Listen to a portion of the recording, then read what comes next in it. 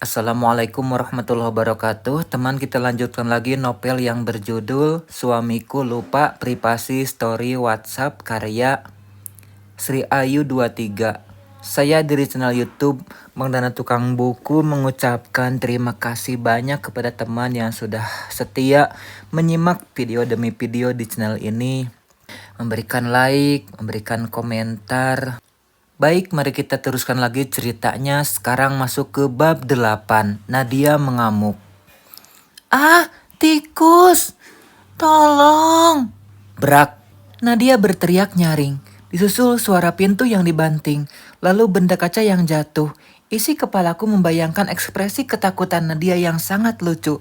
Rasanya geli sendiri jika di posisinya. Sekujur tubuh dipeluk bahkan dicium tikus-tikus kecil. Zahwa mengikuti tingkahku yang konyol dan aneh. Hebat sekali dia bisa memikirkan rencana sekeren ini. Beruntung anakku tipe gadis tangguh. Dia bahkan berani menghamburkan 10 tikus sekaligus di dalam selimut Nadia.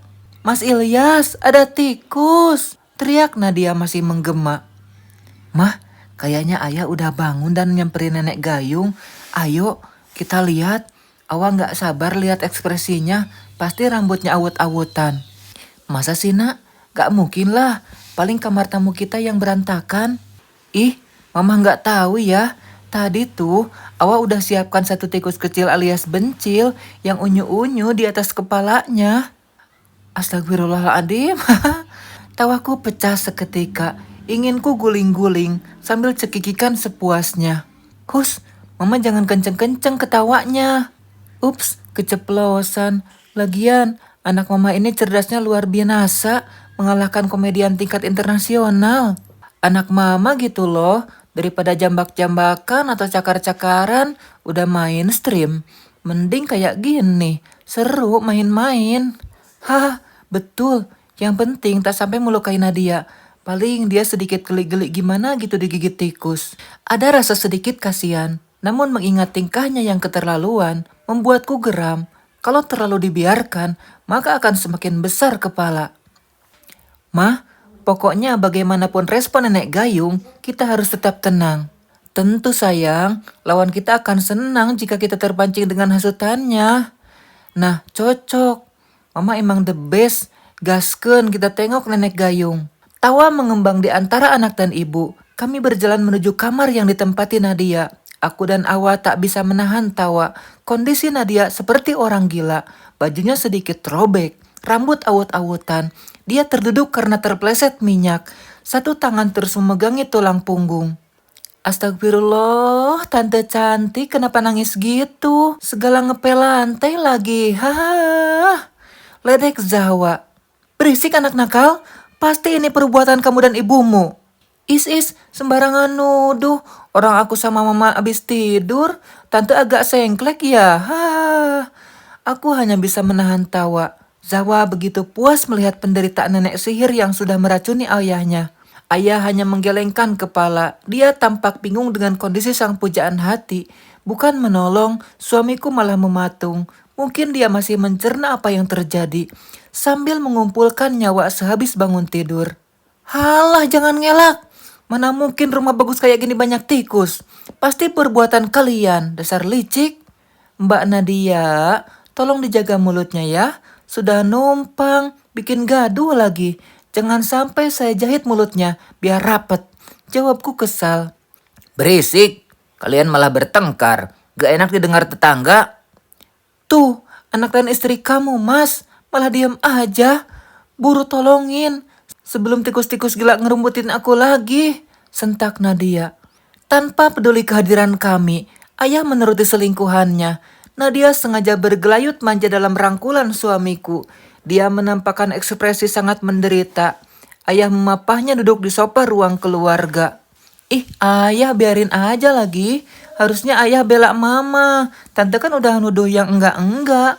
Putriku menarik ayahnya agar sedikit menjauh dari Nadia. Aku gak menuduh, Mas. Pasti ini ulah istri dan anakmu. Buktinya dia malah pindah tidur ke kamar lain. Pasti setelah menjahiliku, dia sengaja bersembunyi di kamar Zahwa.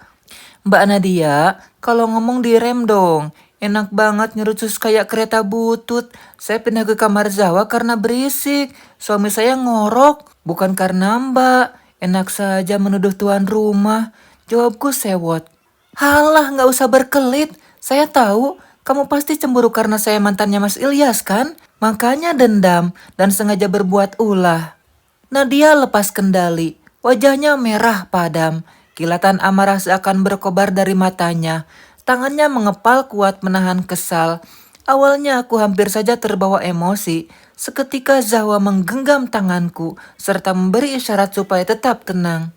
Sudah berisik, bentak ayah Ilyas. Mah, jujur, apa kamu yang melakukan semua ini? Tak mungkin minyak jatuh begitu saja di kamar tamu. Haha, lucu ayah nih. Malah menuduh mama dan mempercayai mantan ayah. Ingat ya, mama ini istri sah ayah. Masa ayah malah bela mantan? Haha, Ella. Asal kamu tahu ya, aku bukan lagi mantan Mas Ilyas, tapi kami sudah menikah siri. Hatiku rasanya terhantam batuan tajam. Semakin remuk redam kalbu ini. Apa mereka sudah menikah? Kapan? Kenapa Rapli tidak menceritakan soal ini? Apa dia sengaja menutupinya dariku? Atau memang sama-sama tak tahu? Aku pikir hubungan mereka masih di tahap pacaran. Namun kenyataan pahit begitu memilukan.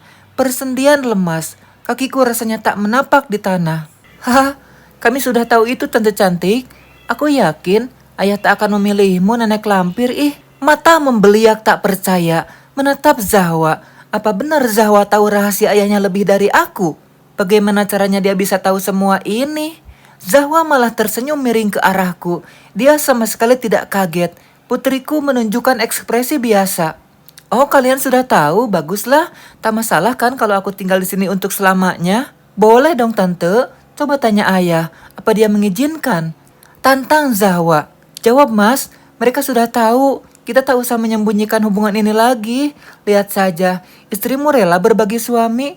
Buktinya dia tak marah meskipun mengetahui semuanya.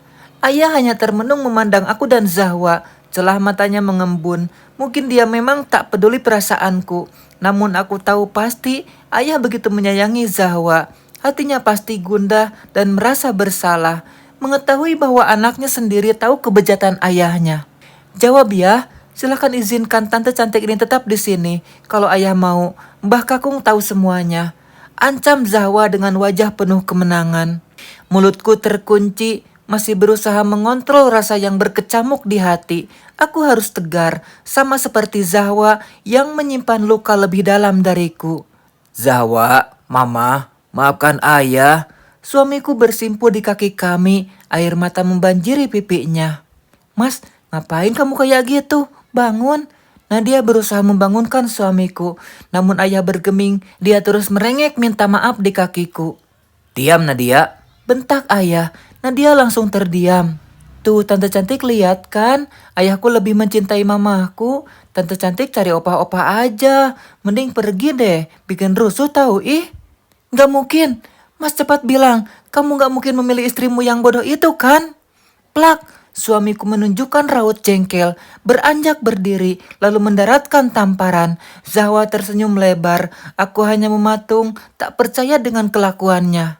Pergi dari sini Nadia, cepat pergi. Teriaknya memekakkan telinga.